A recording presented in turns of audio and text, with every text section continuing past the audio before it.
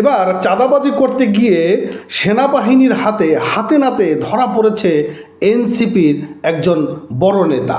তো এই হচ্ছিল অবস্থা। আমরা বিভিন্ন জায়গাগুলোতে দেখতে পাই যে এনসিপির বিভিন্ন নেতা কর্মীরা তারা মব জাস্টিস করতেছে, তারা থানায় গিয়ে আসামি ছাড়িয়ে নিয়ে আসছে, তারা বিভিন্ন জায়গাগুলোতে হুঙ্কার দিচ্ছে নো কোচে করে, তারা বিভিন্ন জায়গাগুলোতে বড় বড় ব্যবসা প্রতিষ্ঠানের মালিক এইসব জায়গাগুলোতে আওয়ামী লীগের দোসর বানিয়ে চাঁদাবাজি করছে। এরকম কিন্তু অনেক তথ্য বেরিয়ে আসছে। এটা কিন্তু আমার কথা না, আমার কোনো বানানো কথা না। আমরা বিভিন্ন সংবাদ মাধ্যমের থেকে এই সংবাদগুলো কিন্তু আমরা পাই। আপনারাও যারা আমার এই ভিডিওটি দেখছেন, আপনারাও কিন্তু এসব সংবাদপত্র থেকে সংবাদগুলো পেয়ে থাকেন। এগুলো কিন্তু মন গড়া কথা নয়। কিন্তু ঘটনা হচ্ছে যে দিনাজপুরে পার্বতীপুরে ট্রাক আটকে চাঁদাবাজির সময় জাতীয় নাগরিক পার্টির এনসিপি নেতা তরিকুল ইসলামকে আটক করেছে সেনাবাহিনী। এটা খুবই একটা গুরুত্বপূর্ণ। বৈষম্য বিরোধী তো দেশকে সুন্দরভাবে সাজাতে চায় আমাদের professor doctor Mohammad Yunus sir. তিনি জাপানে গিয়ে একটা উদ্দেশ্য করে, অর্থাৎ সরাসরি বিএনপিকে উদ্দেশ্য করে বলেছেন যে একটা রাজনৈতিক দল তারা দ্রুত নির্বাচনের জন্য উঠে পড়ে লেগেছে। এখন ভাই উঠে পড়ে তো লাগবে, এটা তো স্বাভাবিক। কারণ আপনি হচ্ছে অন্তর্বর্তীকালীন সরকার, আপনার মেয়াদ তো 6 মাসের উপরে হওয়ার কথা নয়, কিন্তু 6 মাস পার হয়ে গেছে। তো একটা সুস্থ সুন্দর নির্বাচন দেবেন, এটাই তো অন্যান্য রাজনৈতিক দলগুলো এটাই তো চেয়েছিল, বা এদেশের সাধারণ নাগরিক তো এটাই চায়। একটা রাষ্ট্র একটা রাজনৈতিক দলের হাতে কিন্তু নিরাপদ থাকে, বিভিন্ন অনেক কিছুই হতে পারে। কিন্তু যখন একটা রাজনৈতিক দল দেশ পরিচালনা করবে, তখন তার বিরোধী দল থাকবে, তখন মানুষের অনেক কথা বলবে। তো এটা না হলে তো একটা রাজনৈতিক দল বা একটা রাষ্ট্র কখনো সুস্থ থাকে না। বিগত আওয়ামী লীগ সরকারের সময় তো কেউ কথা বলতে পারে নাই। তো কি হয়েছে, তার ফলশ্রুতিতে কি ঘটনা ঘটছে?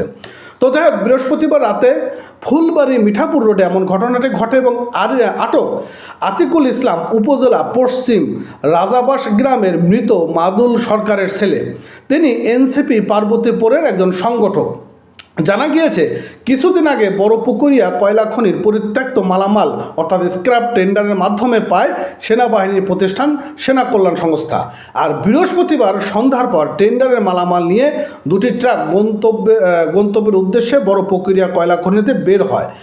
রাত 8:45টার দিকে ট্রাকটি কয়লা খনি মধ্যপাড়া সড়কের রসুলপুর নামক স্থানে পৌঁছালে ট্রাক দুটি আটকে চাঁদা দাবি করেন আতিকুল এবং তার অনুসারীরা। আর খবর পেয়ে পার্বত্যপুরের দায়িত্বরত সেনা ক্যাম্পের সদস্যরা দ্রুত ঘটনাস্থলে গিয়ে তাকে আটক করে। এই সময় পালিয়ে যান তার সঙ্গসাথীরা। পরে সেনাবাহিনী এবং র্যাপিড অ্যাকশন ব্যাটালিয়ান র্যাব 13 একটি দল তাকে পার্বত্যপুর থানা নিয়ে সমর্থন করেন। এখন এই যে বিষয়টা হয়েছে যে তাকে গ্রেপ্তার করেছে, দেখা যায় যে হান্নান মাসুদ চলে গেল ছাড়ানোর জন্য, হতেও পারে এরকম, এবং হচ্ছে না যে তা তো নয়। বা এনসিপির অন্যান্য যে সকল বড় বড় নেতারা রয়েছেন তারা দেখা গেল চলে গেল যে ভাই এদেরকে কেন আটক করছেন, এদের তো আটক করা ঠিক না, কারণ আমাদের নতুন রাজনৈতিক দল গঠন করছে, আমাদের সংগঠন তো চালাইতে হবে। ভাই বিষয়টা হলো সাপ কথা ভাই, মন খারাপ হোক আর বেজার হোক, বিষয়টা হচ্ছে যে এই জিনিসগুলো যদি এনসিপি কন্ট্রোল না করতে পারে। এবং আজকের আর একটা নিউজ আমার চোখে পড়লো, সেটা হচ্ছে বৈষম্য বিরোধী ছাত্র আন্দোলনের একজন ছেলে চাঁদাবাজি করতে গিয়ে পাবলিকের হাতে ধরা পড়ছে। কি হচ্ছে, কি মিরাক্কেল দেখাচ্ছেন আপনারা?